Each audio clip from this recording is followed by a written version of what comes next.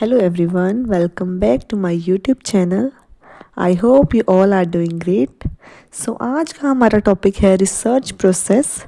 इतने टाइम से हम समझ रहे हैं रिसर्च होता क्या है, टाइप्स ऑफ रिसर्च क्या होती हैं, बट रिसर्च करते कैसे हैं। तो वो एक हमें पूरे सीरीज़ ऑफ स्टेप फॉलो करने पड़ते हैं जिससे हम रिसर्च कंडक्ट कर सकते हैं।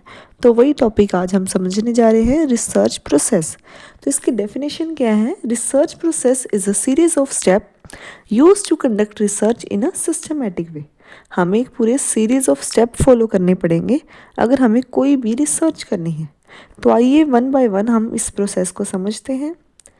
अगली स्लाइड में हमें दिया हुआ है फ्लो ऑफ रिसर्च प्रोसेस। ये हमारे पास कुल 11 स्टेप्स हैं जो हमें फॉलो करने होंगे कोई भी रिसर्च कंडक्ट करने के लिए। तो आइए one by one in steps को हम समझते हैं। तो फर्स्ट स्टेप है फॉर्मुलेटिंग द रिसर्च प्रॉब्लम। इसमें क्या है? ये फर्स्ट स्टेप ऑफ रिसर्च है। हम आइडेंटिफाई करेंगे द इशू और टॉपिक टू स्टडी। इसमें क्या करेंगे? हम जो सी हमने स्टडी करनी है उसका टॉपिक डिसाइड करेंगे। कोई इशू आ रहा है, कोई प्रॉब्लम आ रही है, उसको हम डिसाइड करेंगे।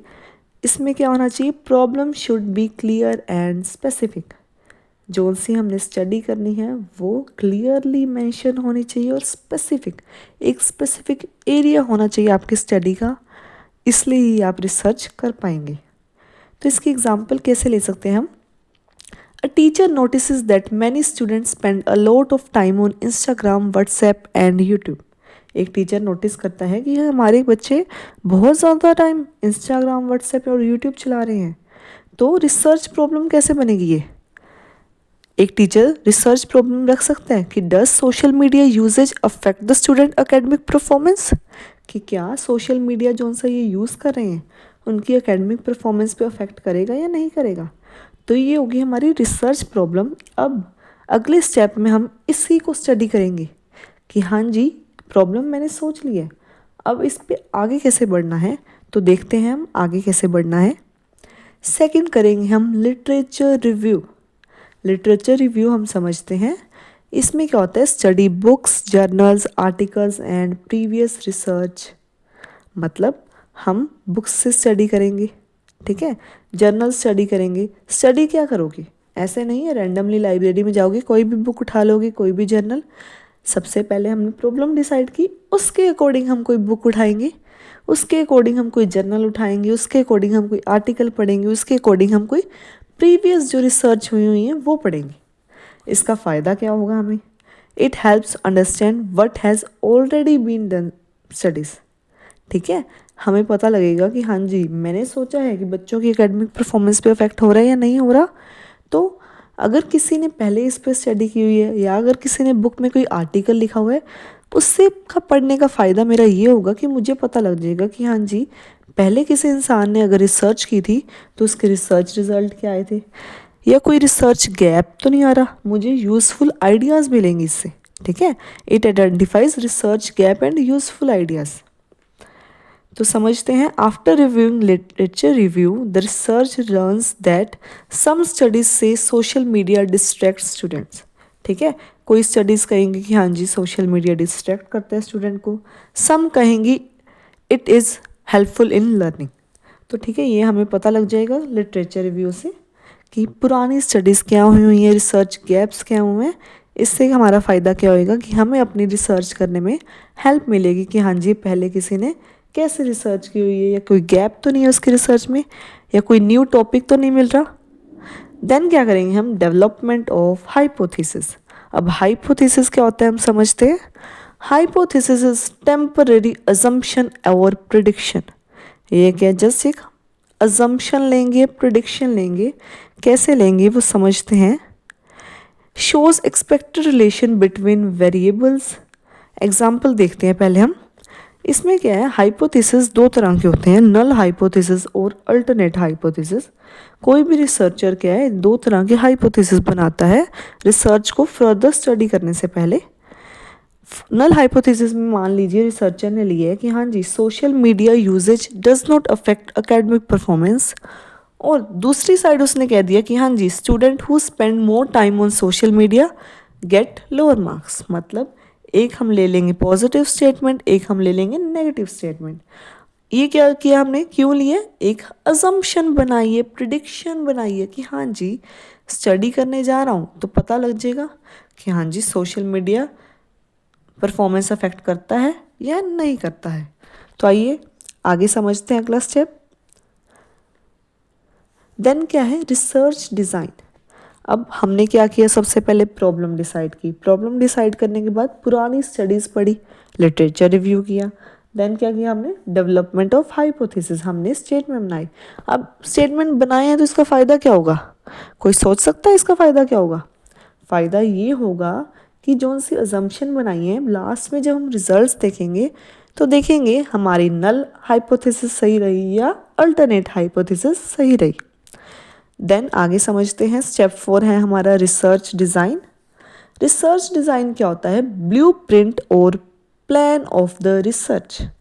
एक ब्लूप्रिंट बनाना, ब्लूप्रिंट क्या होता है कि मान लीजिए कोई काम आप स्टार्ट करने लगे हैं, ठीक है, आप एक तरह से अपना बिजनेस स्टार्ट करने लगे हैं, तो क्या करोगे, आप सीधा जाके स्टॉक नहीं ले आओगे, बेचने नहीं लग जाओगे। सबसे पहले आप ब्लूप्रिंट बनाते हो। ब्लूप्रिंट क्या होता है, सारा एक पेज पे, एक लैपटॉप एक्सेल शीट पे बनाते हो कि हाँ जी ऐसे ऐसे मैं काम करूँगा।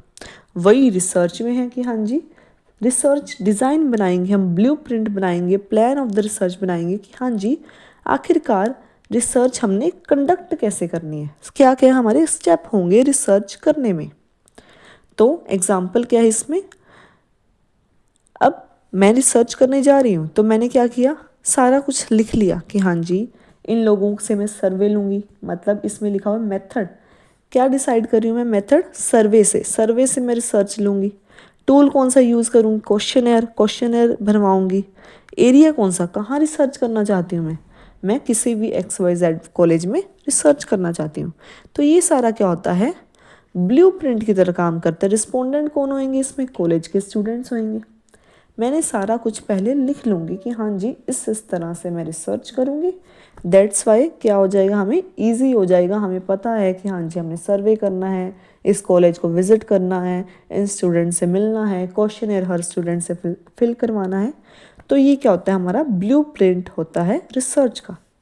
So this help plan conduct research systematically. क्या है, सिस्टम पता लग जाएगा कि हमारे स्टेप्स कौन से हैं, तो हम क्या इजीली उनको फॉलो कर पाएंगे।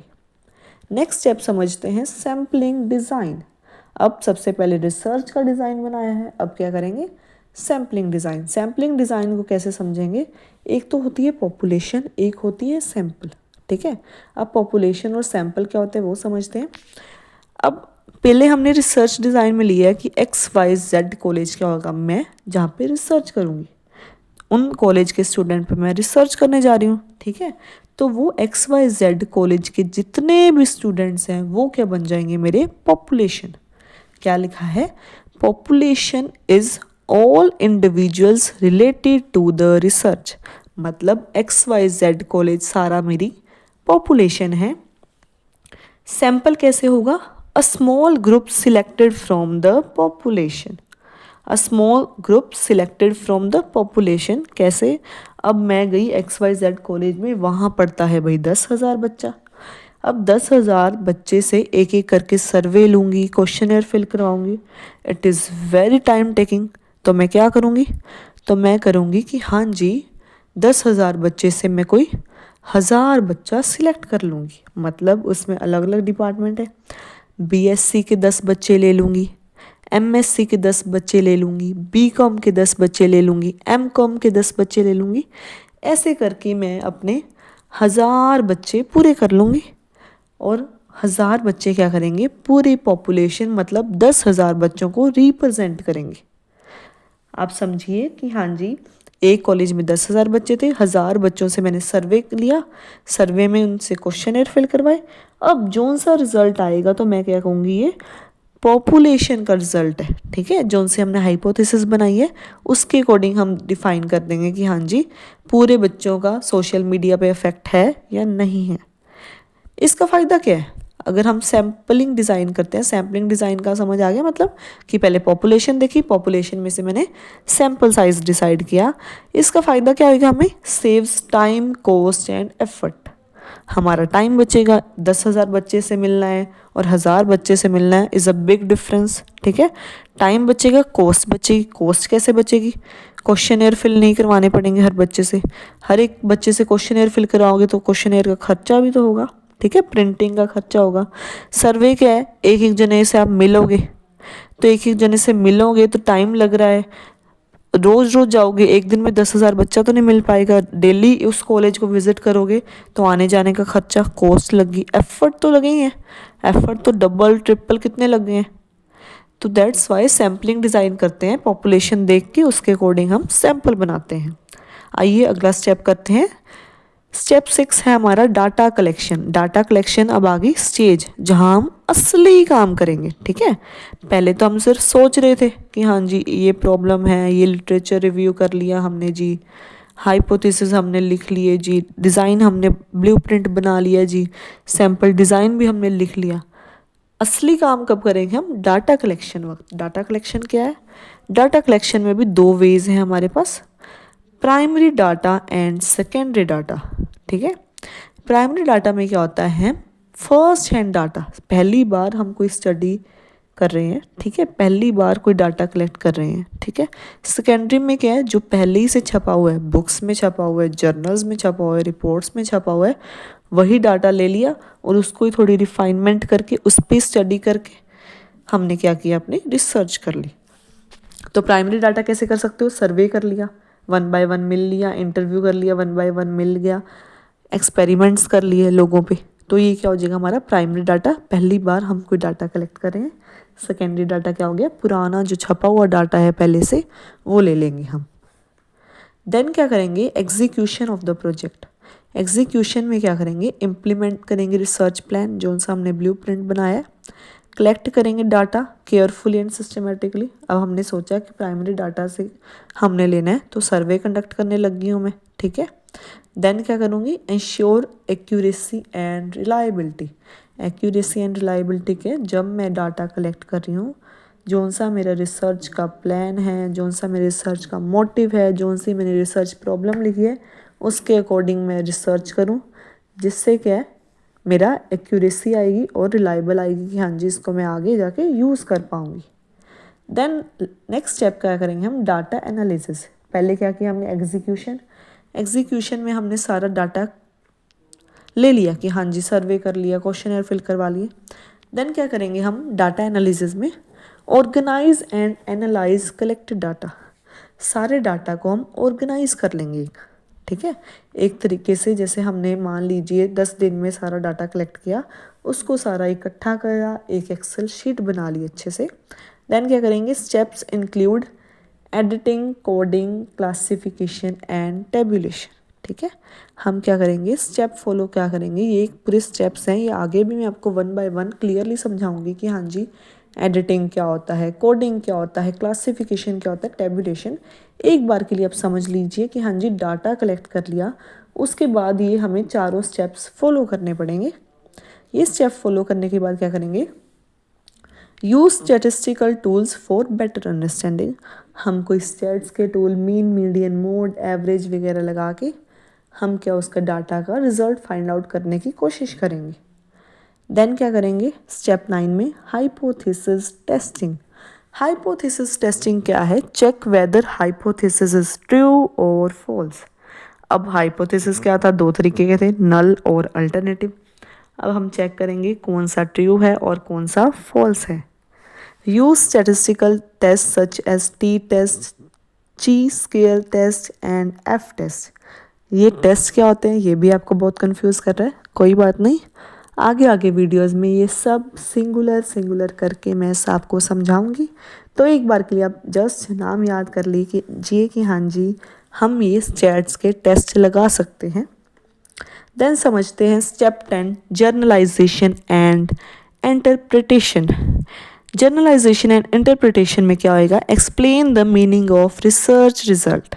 हम क्या करेंगे? जोन सा हमने डाटा एडिटिंग, कोडिंग, टेबुलेशन करके, स्टैट्स के टूल लगा के, टी टेस्ट, एफ टेस्ट लगा के जो सा रिज़ल्ट निकाला है तो उस रिज़ल्ट को हम एक्सप्लेन करेंगे, उसके कंक्लूज़न को ड्रॉ करेंगे। देन थ्योरीज, अगर कोई थ्योरी निकलती है, कोई फैक्ट निकलता है तो उसको डेवलप करेंगे और अपनी रिसर्च की स्टडी शो करेंगे। हेल्प सजेस्ट फ्यूचर रिसर्च, अब हमने जो सी स्टडी की है हो सकता है उसमें कोई हमें कमी भी लग रही हो कि हाँ जी स्टडी इस टॉपिक पे की है, फर्दर इस टॉपिक पे भी कर सकते हैं, तो वो भी हम क्या करेंगे, डिफाइन करेंगे। देन लास्ट स्टेप है, मेन स्टेप है, जहाँ से पता लगेगा कि हाँ जी आपकी रिसर्च हो चुकी है, वो है report writing, final step of research. इसमें क्या करना है, हमने जितना भी अब तक काम किया है रिसर्च प्रॉब्लम से लेके जर्नलाइजेशन तक, इंटरप्रिटेशन तक, सारी चीज़ें फाइंड आउट कर ली है जर्नलाइजेशन इंटरप्रिटेशन तक।